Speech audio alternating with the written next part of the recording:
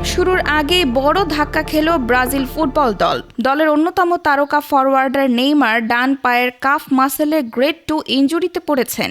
Brazilian football কনফেডারেশনের চিকিৎসক Rodrigo Lasmar জানিয়েছেন, MRI স্ক্যানে নেইমারের মাসল আংশিক ছিঁড়ে যাওয়ার প্রমাণ মিলেছে। ফলে তাকে অন্তত 2 থেকে 3 সপ্তাহ মাঠের বাইরে থাকতে হবে। মঙ্গলবার জাতীয় দলের ক্যাম্পে যোগ দিলেও বুধবার অনুশীলনে অংশ নিতে পারেননি নেইমার।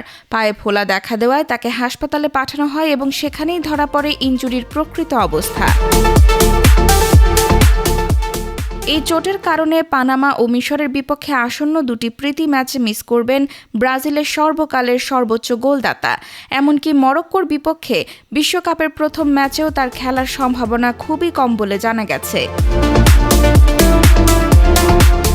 নতুন কোচ কার্লো আনচেলত্তির জন্য এটি বড় উদ্বেগের কারণ দলের আরও কয়েকজন গুরুত্বপূর্ণ ফুটবলারও বর্তমানে অনুপস্থিত।